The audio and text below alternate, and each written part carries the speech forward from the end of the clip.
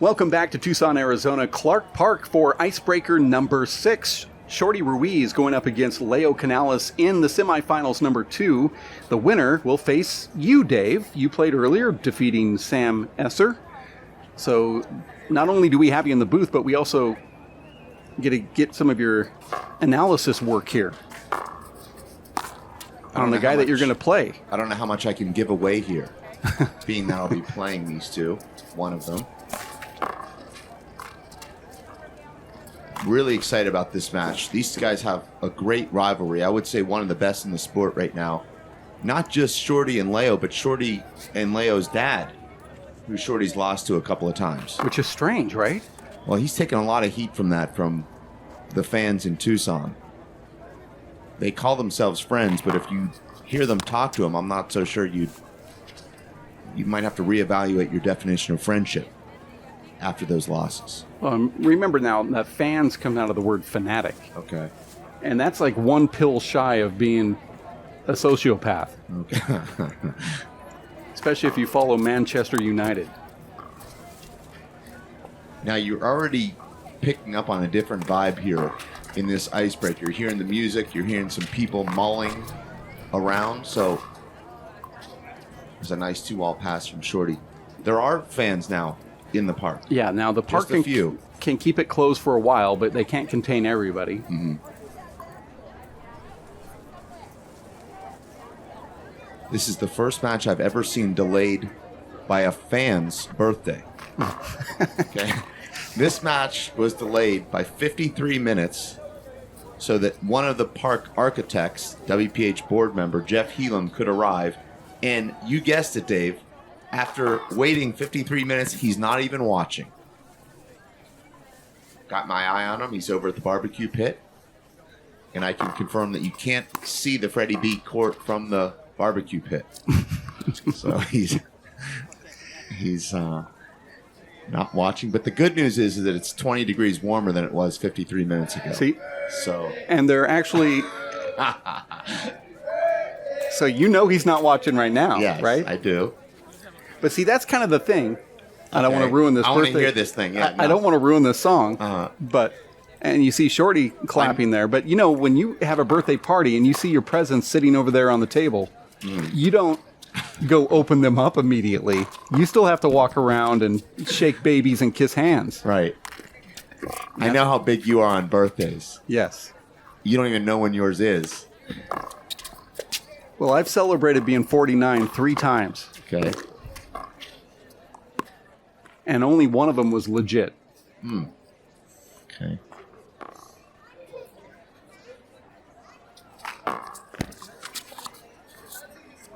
That ball make it? Yes, it does.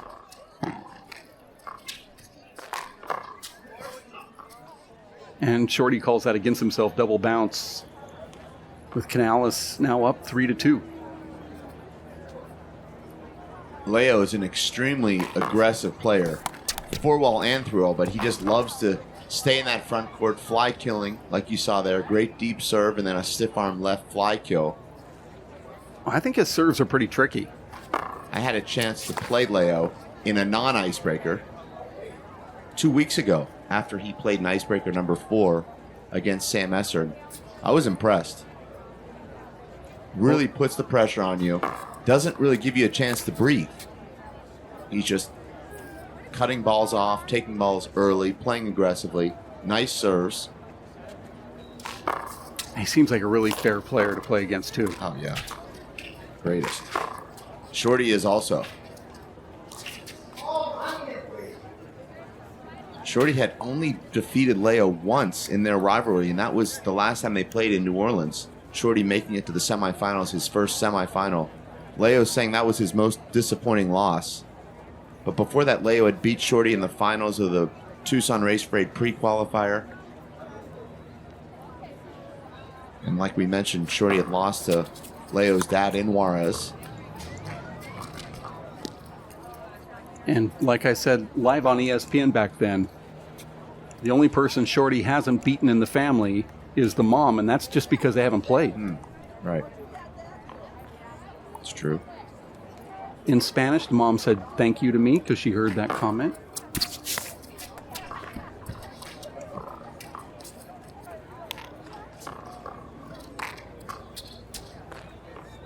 Shorty's got that overhand flop shot that he uses it's a lot incredible. outdoors, right? Amazing. How can you take so much off the ball and have so much control? That takes a lot of confidence also.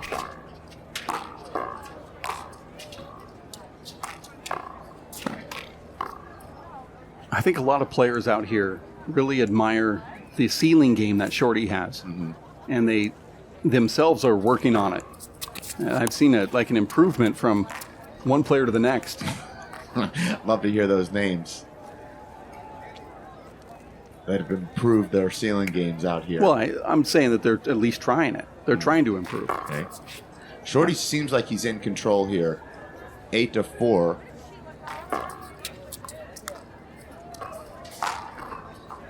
There's that roof that I'm talking about. I mean, how do you defend that? You have to come in as fast as you can and take it as if that ball is going to be like a drop first, shot. You can't give him the opportunity to hit the shot. And once you do, you have to read whether he's going to the ceiling or going to go for the kill. It reminds me of playing handball in Australia where they have that.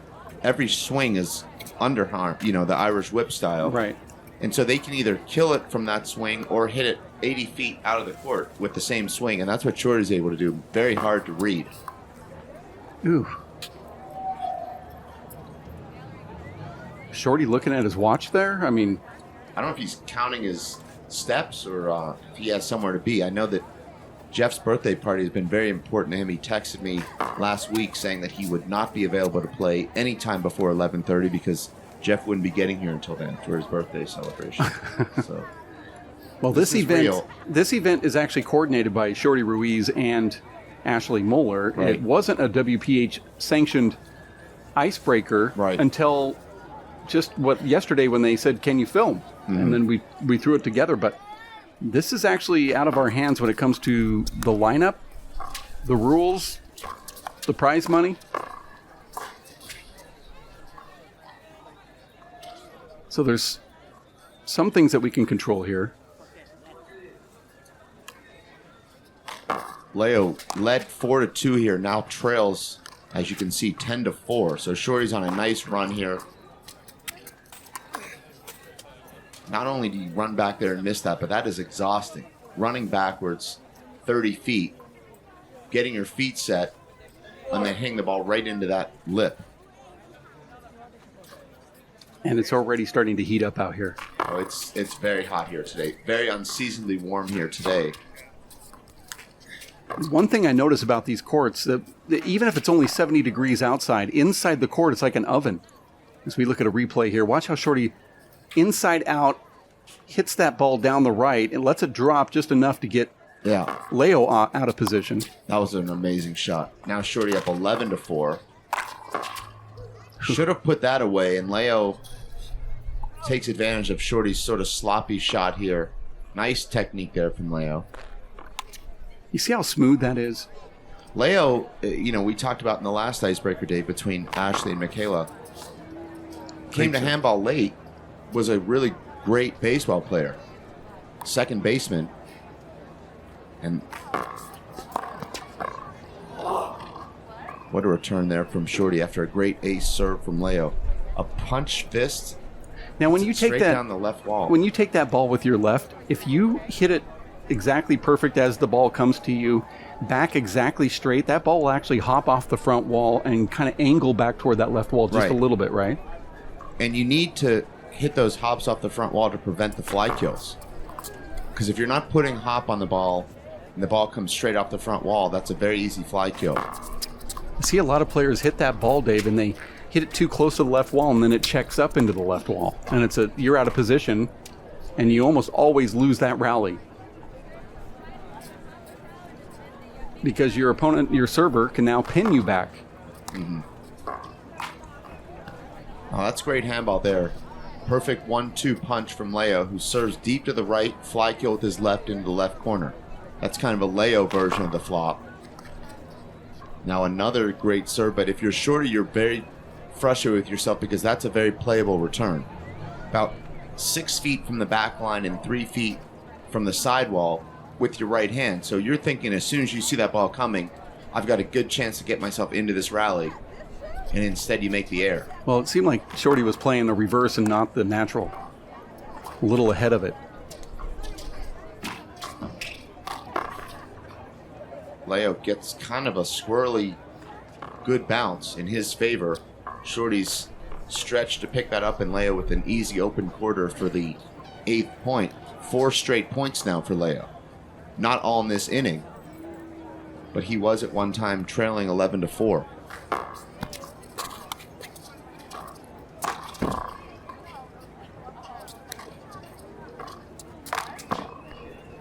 Just seems like we've already seen 5 of those left-hand kills from Leo. Here's a early replay. In this game. Yeah, it's this beautiful shot, actually. I thought he could have done that on the previous shot instead of going to the roof. But it seems like the points are pouring in right now for Canales, and a timeout from Shorty Ruiz here. It's the Icebreaker number 6 with the World Players of Handball in Tucson, Arizona. We're at Clark Park, which is really Randolph Park. The city of Tucson, the Park and Rec, they have rules. We're following them, but we have our rules as well here. And when we run these tournaments, players are in the bubble. The fans are socially distancing themselves. And it seems like this is the perfect game alongside one wall to play during a pandemic.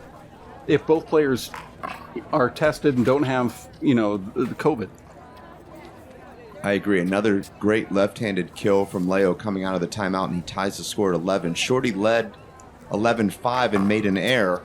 And since then, Leo has found his serve. There's about like 5 or 6 straight points here. Right? It was 11-5, 11-6. 11-4 at one time. Goodness. That's another point. Okay. Wasn't sure if that was in. Yeah, Shorty gave it to him. All right. Leo can go on these runs of having great serves. I mean, one thing I notice about Canales is that he throws his serves around. He does a lot of reverse, a lot of natural hooks, but he goes right and left, and he goes deep and also short. Yeah. I so he's not afraid. Playing him a couple weeks ago, I noticed that as well. Now he's up 15-11, really rolling here. But the same could be said about Shorty. He does the same exact thing when it comes to those serves. Well, I think in 3-wall, anytime these top players get together, you're going to see these big runs, because if someone's hitting great serves, you just can't defend them. You might be able to get them back, but if they're aggressive and looking to take the first shot out of the air, it's going to be hard for you to win the rally. Is there a psychological move you can do as a person that's returning the serve when the server has an amazing serve like that? Can you psychologically do anything? Walk up to him and say, "You don't look good"? Can you start talking about something other than handball? Do you throw the ball back at them harder to try to just shake things up a little bit? I mean, how do you do it? This sounds like this could be a topic for the wraparound. Do I need to get John Robles? Do I need to get John Robles in here? The problem is you don't talk about John Robles enough.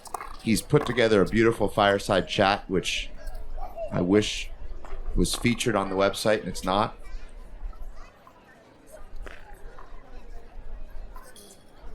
That seemed to silence the flash talk pretty quickly. And we're back to the game.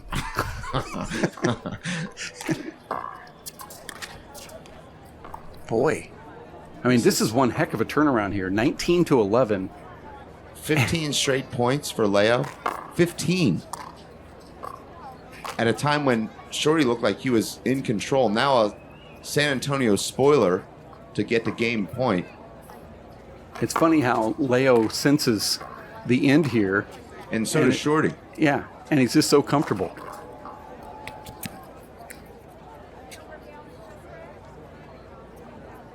The average person that's not played 3-wall, and there are a few that are listening and watching right now. Yeah. Even some experienced 1-wall players that haven't played. That effect of getting thrown off the court that far is it's so hard as a player to get over. It's hard to appreciate how difficult it is to return that shot when you're running backwards to catch up to a ball that's hit the ceiling. It looks easy. It is not easy. No. And now you see 2 straight points here back for Ruiz, plus that side out. There's a deep serve that was long. Leo scored 15 in a row. Make that 16 in a row to get to 20. Shorty will need to score 10 in a row to win this game. He's got 2. And this is win by 1.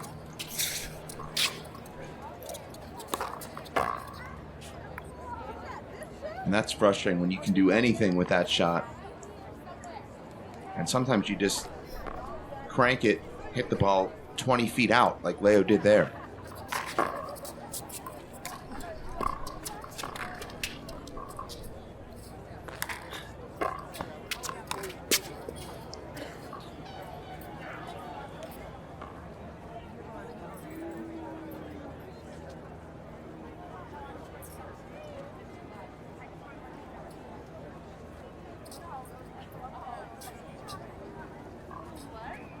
Leo's second serve here to win the first game. Ooh, and he gets it right there. Shorty Ruiz going for that dump re-kill, and he misses it. And he loses this one 14-21. Canales just putting his foot on the pedal there after being down 4-11. Mm-hmm. Flashing forward to game number 2. Leo Canales versus Shorty Ruiz. It seemed like Leo put his foot on the pedal to close out game number 1. Yeah, and that's how it happens in 3-wall. You see that quite a bit where you feel like one player is in control, like Shorty was, up 11-4, makes one or two mistakes, and then Leo found his serve. Like you said, Dave, it was 17-2 scoring streak for Leo to win that game, including a 16-0 streak to get to 20. Good serve there.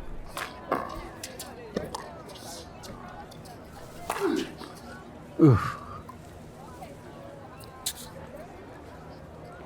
That wasn't a miss hit, right? I mean, he really was going down the right wall with that, with power. He needed to go just maybe a little bit more power to get it there, but... Follow serve. Leo, living in Phoenix right now, has been there for about 3 weeks. He's playing a lot of handball in Phoenix right now as he stays with his girlfriend, who moved to Phoenix, Kira Vitas. So, Dave, what I'm trying to say is you won't be getting any more WNBA socks. Ah, darn it. I like the stationery on those letters I'd get. Okay. But no more.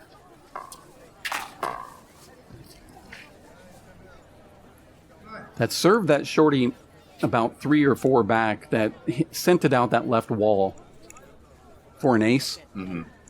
Even if you get your hand on those serves that go out, it's really hard to get. How could you, though? I mean... And that serve is just amazing. Now Shorty's off to a good start here in game 2. Game 2, very similar to game 1.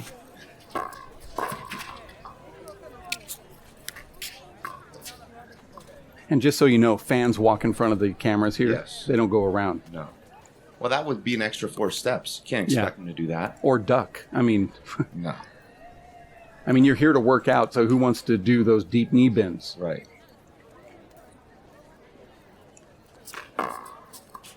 And don't think it's like that coat that was on the ground, last week during that didn't bother me at all. And it sounds like the fans not ducking or walking around does not bother you. No. Okay. That's a great tomahawk chisel.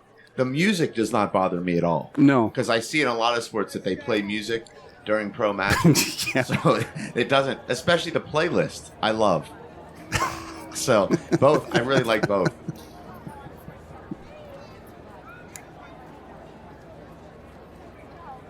Well, Midnight Rider from the Allman Brothers is not a bad song.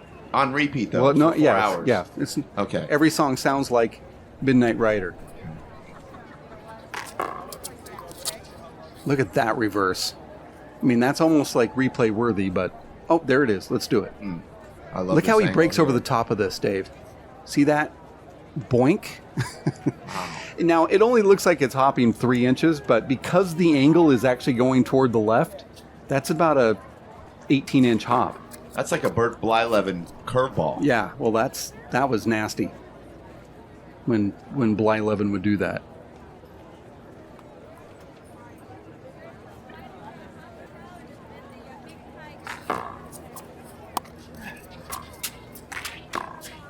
Inside out. Nice shot from Shorty Ruiz there.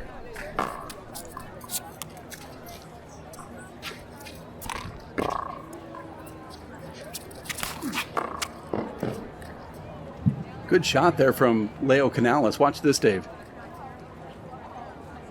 Look at this. That's He's amazing. able to keep that ball back in and win the rally. And you'll see it right here if we go that far. And now, what would you say the probability of winning that rally? Or even Less that than whole... 2%. I'd say that's one of the only times I've ever seen it out here. Yeah. Well, Shorty hit 2 great shots there and still lost the rally. Leo has not been as effective as he would like to be hitting the ceiling. You saw he had a good opportunity with the right fist, hit the front wall, then the ceiling, and then Shorty shows him how it's done by blasting one out onto the 14th hole on Randolph North.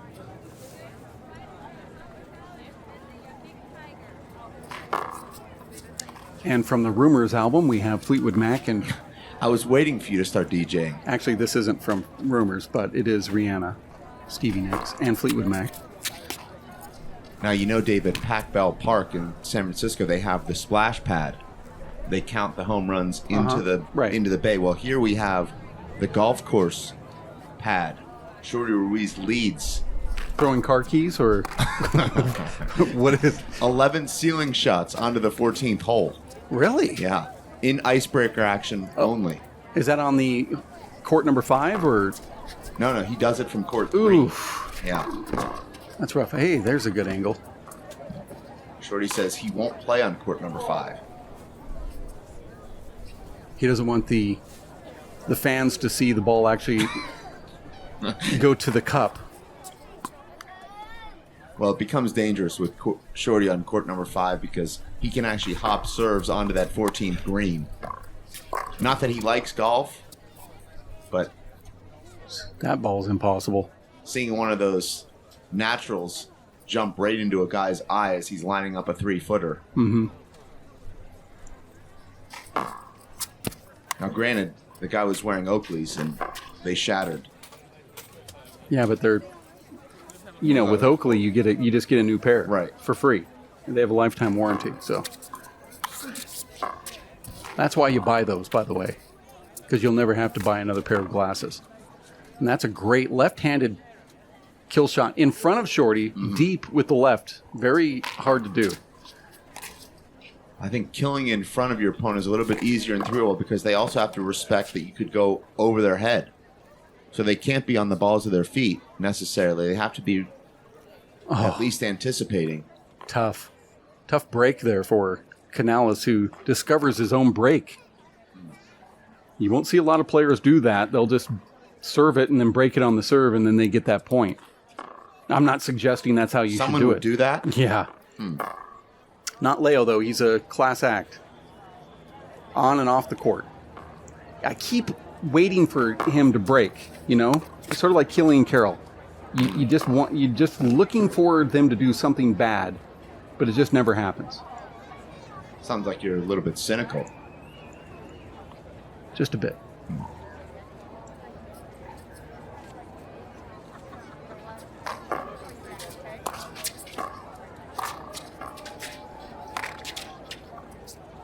I like how Shorty played that, Dave. Well, I think it's smart to take those deep serves out of the air because the second serve could be much tougher. And you've got a good look at a shot that's right in the middle of the court, hitting it out of the air, and your opponent's not expecting it.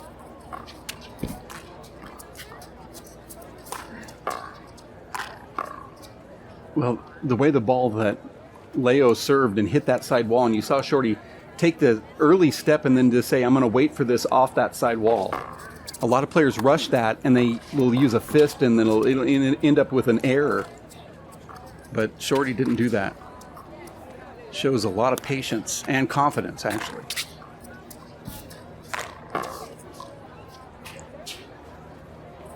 Not only do you miss that ball, but it bounces back off the sidewall and hits you in the back of the head. And that's one of those things when it's hot outside. Can get you frustrated.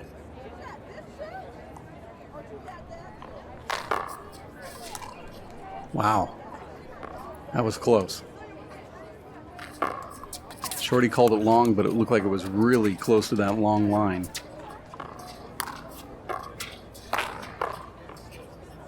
And a point here for Canales. Very similar to game number 1. 13-5 now is the score. Look at this. break over the top.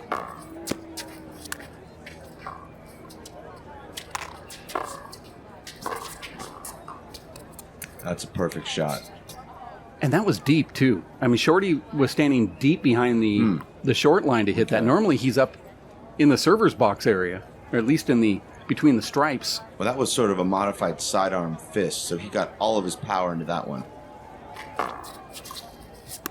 Shorty led 11-4 in game 1 and lost that game. Here he's up 13-5. And it was 13-4 at one point. Oh, my goodness. We call that the running cross-court kill. Watch this. Like you said, he takes so much off of the ball when he does that little flop. I know that's a little bit different because he was on the run, but I think he still took a lot off of that. Didn't really matter because it crotched out in that left corner. Shorty back rolling again, side out and a point.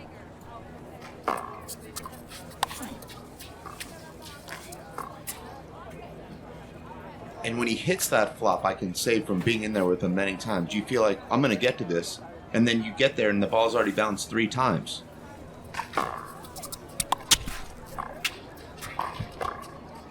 It also is another method for compacting your energy. So you're not really wasting a lot of energy hitting that shot. And that's just beautiful, deep crack. That's one right there you can't teach anybody. I'm not even sure Shorty was going for that, but how effective is that shot where you have to go out the door to return that, and it clips the side wall, and it goes 15 feet the other direction. Right. Well, that's a two-way shot. If it doesn't hit the side wall, it's most likely going to go straight out of the court. And if it hits the side wall, like you said, it goes 15 feet to the left. So either way, if you're Leo there, you've got really no chance.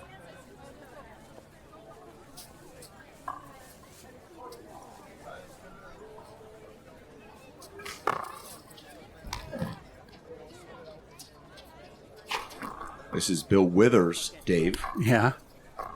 Well, Ain't no sunshine. Yeah, Hate to have to do your job here, but Yeah. it looks like I am. I was just thinking, there ain't no sunshine in the Google AdSense either, since they flagged this already. I just want people to know at Sony Records, we purposely did not play this song to benefit this match. Okay. We're not trying to benefit financially from the soundtrack that you're hearing, but I know you're still going to take all of the revenue. So, and hope you enjoy that 32 cents that you're going to make over the lifetime of this, depending on how many people watch it. Well, I'm thinking it's going to be at least 6 people watching. Okay, then about 2 cents that you're going to make off of this. Okay. I know Leo likes to watch his matches over and over again, so that's why I counted 6, because that's 3 just for him. Look at this, Dave. I just love this shot. He just feathers that out of his hand perfect. That's the fadeaway. Look at the score here. There's another one of those flops.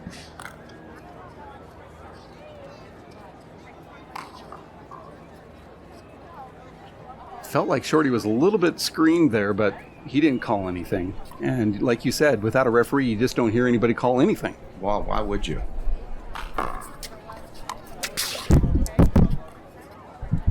Uh-oh.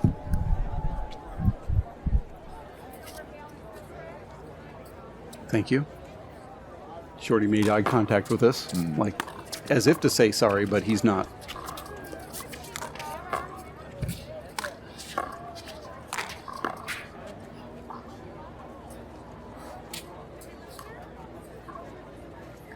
$20-6 here. Shorty trying to force a tiebreaker.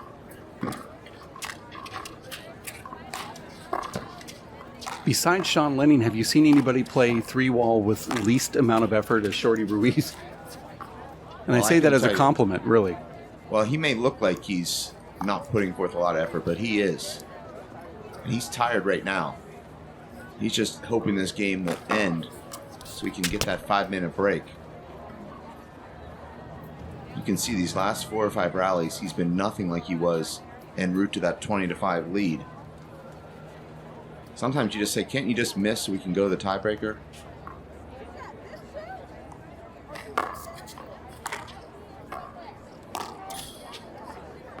Boy, That's not a good air at all. I don't know if I like that fish shot from there, but I understand that you're trying to hit the roof, but you've got your opponent already in the backcourt.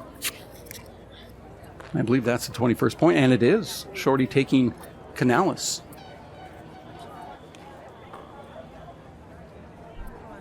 Kind of what we expect. Like I said, this is one of the best rivalries in the game.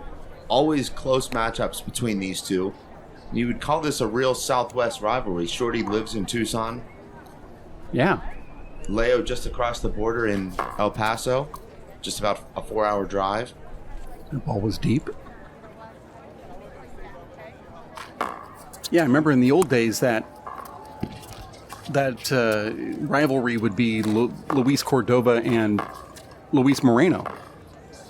Maybe Luis Cordova or Daniel Cordova and Abraham Montijo. But now it's become these two guys. And maybe Abraham as well with one of these guys. Miss Abraham here. Dave, now, we didn't coordinate this event, so I don't know who was invited or how it was invited, but I know that Shorty and Ashley invited people. It would be so nice to see Abraham Montijo in this tournament. I don't know if he has his shoulder is sore or if he couldn't make the event as we look at this replay. Just in. That's one of those untraditional two-all pass or whatever you want to call that. Anytime you're hitting the ball 6 inches from the back line on the return of serve, some luck is involved there.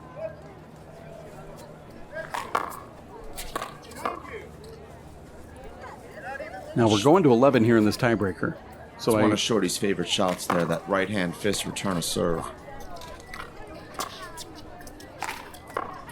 I like that. Another one of those inside out. Right, and that one was not quite a flop, but he did take something off of it.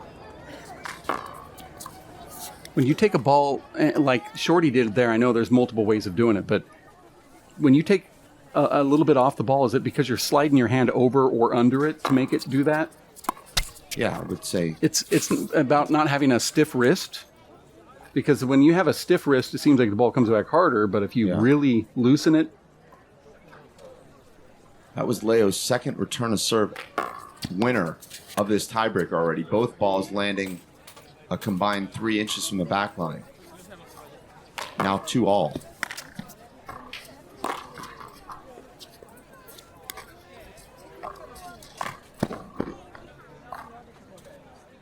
Good system right there for Canales. That's set up perfectly by that drive to the ceiling and then a great fly kill.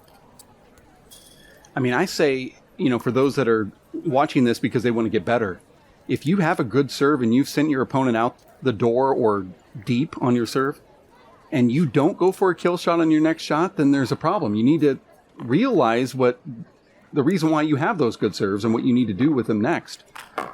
See, a lot of players just hit the ball right to the back court again. If you have the opportunity, take it. I guess that's what I'm saying. Well, there's more options in 3-wall to end the rally than 4-wall, because you can end the rally with deep drives or ceiling shots and kill shots and pass shots. So that can lead to a lot of indecision in 3-wall. Oof. What is this? I don't know, but I like it. Now, if he just barely misses, he could hit Shorty with that in the face, but he feathered it perfect.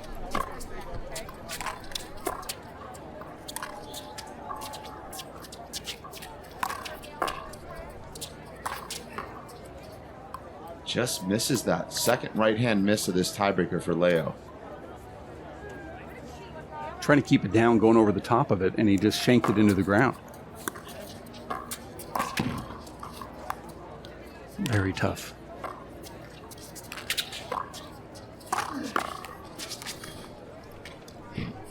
Now, Ruiz loses that rally, but when he went for that shot that he hit the ceiling on, right after I commented very tough, he had the body motion like he was going in for a kill shot, and they're two different things. Right. And Leo has to kind of play midway to respect both. And look at that shot.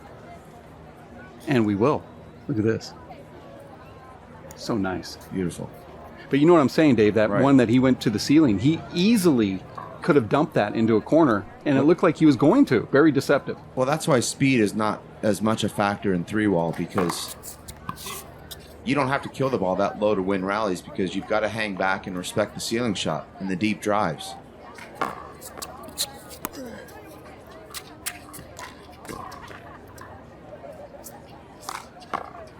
Nice. I think that's one of the keys to being a top player, is that when you have that opportunity, you execute it. You see a lot of players, you're saying, why aren't they qualifying, or why haven't they won a tournament? It's because they're not consistent on the shots that they need to make. They don't always make them.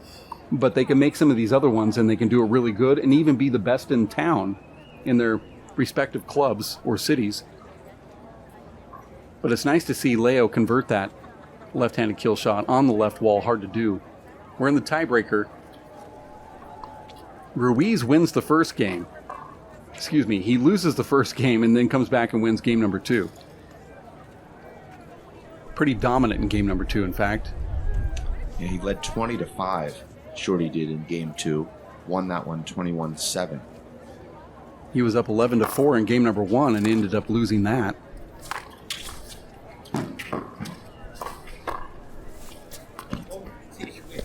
Ooh, that's tough, right? Such a great shot, but you have to play it over. Oh, that was a hinder? Yeah, they played that over. I mean, that's one of those where you say, well, I don't really think he could have gotten it, but the ball dropped about a foot or two in front of him after he made contact with Canales. I guess it would have taken some magic.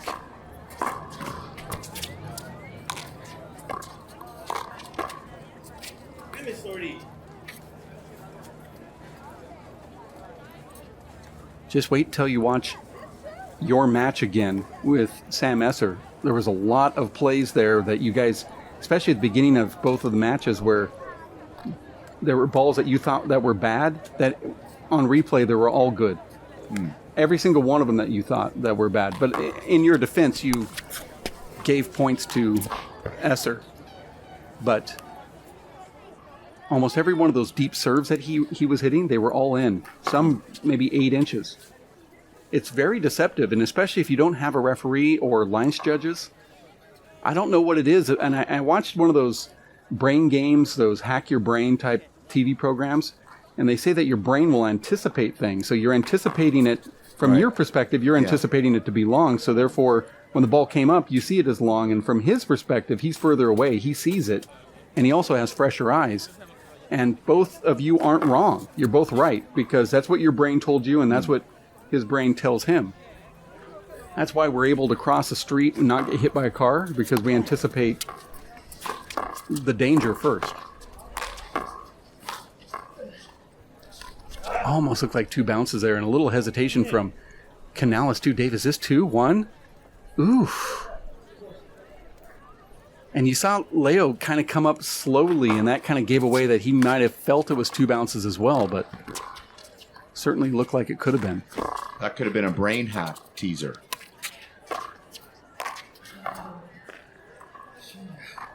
It looks easy from here.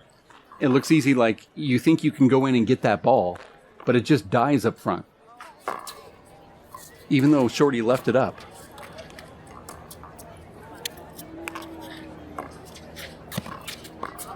Ugh. I could have picked 10 different shots that I thought Shorty would take on that last one. That was amazing. And that wasn't one of them.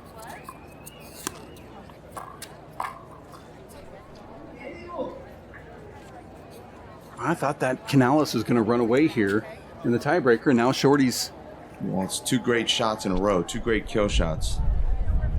Into the corners for Shorty. And make that 3 in a row. Incredible.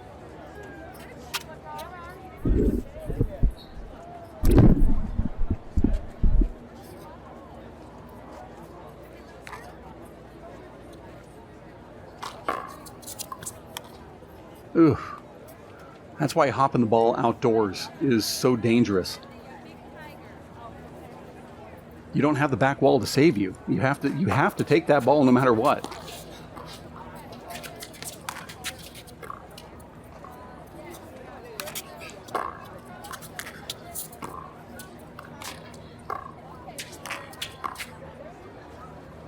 Both of these players have that use of that sort of flop or corner stiletto kill better than anybody. 5 straight points now for Shorty. All on kills and ace serves. Shorty's really throwing everything together here. Oh, and look at that. Gosh. Is that the shot of the tournament? There's no way he's going for this. That's a miss hit, and Shorty's there. Oh and my it dies right in front of him. Circle that one on your scorecard. Shorty coming off 5 straight points. That would have been 6 and still serving. And that ball's out. This is number 6 for the WPH on the Icebreaker challenges here in Tucson, Arizona. Trying to combat this pandemic as good as we can. Shorty hits a perfect ceiling shot out there. And Shorty looked back on that rally and realized he should have won it.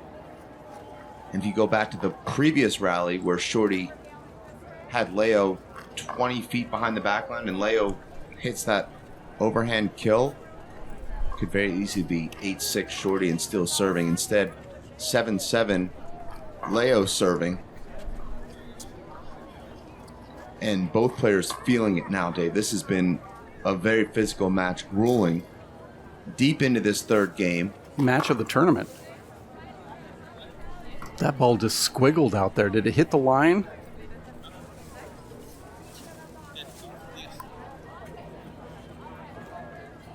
Not sure what they're calling here. They're going to replay it, I think. Boy, that was a... See, yeah, they had to have replayed it because Shorty wouldn't have hit that ball.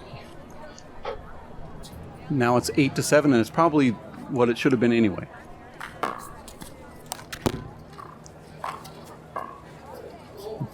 That's another one you circle, but back to that short serve. It did have a weird squibble on that first bounce, so maybe it hit the paint and might have skipped out.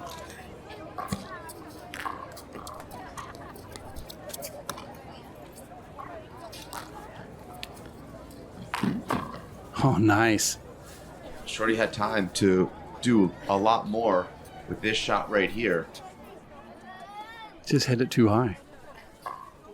Good hustle from Canales, because a lot of players, after going through what they've gone through today, would have just left that.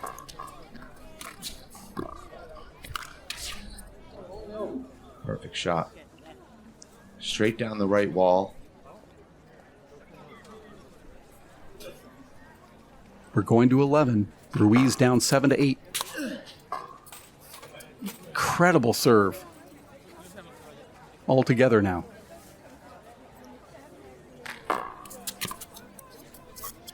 Gosh. Two great. Yeah, 2 in a row. Didn't mean to steal your words there. No. I heard Ruiz in the service box there say ocho.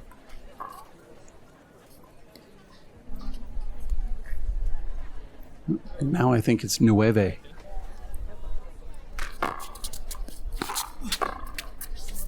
Good return. So smart. That serve set up right into Leo's wheelhouse for his third return of serve kill of this tiebreaker.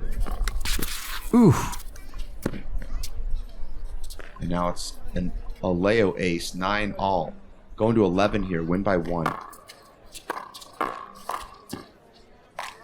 That could have been 10-9 serving to take the match. Wouldn't call that an error, but it's definitely one Leo would like to have back.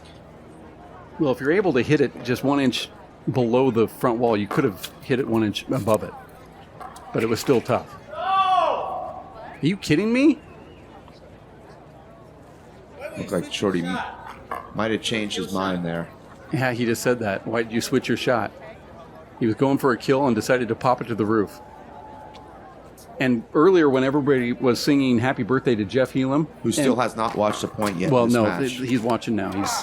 Everybody's watching. The word is out, and I don't know how Leo missed that. That's another a plum. Now match point for Shorty. No, I think it was just side out, right? Okay. Nope, you're right. It is match point. No, now it is. Sorry. Right.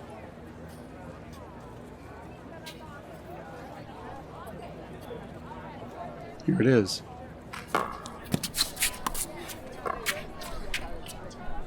What a return.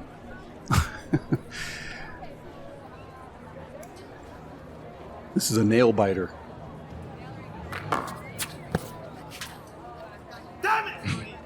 Can you believe this? 10-10?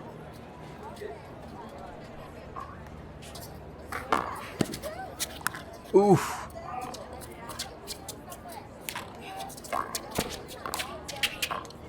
It is.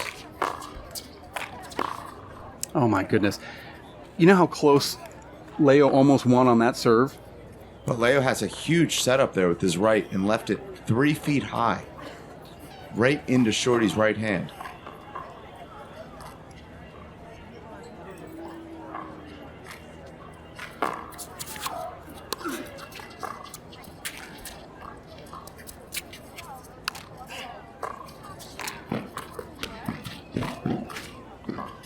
Another one? Another side out here at 10-10.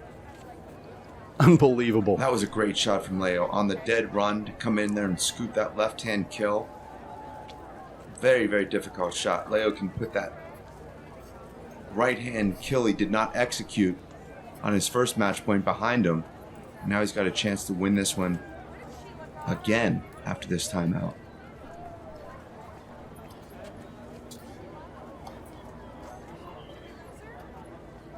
Let's see what happens here. This is match point. The winner faces you.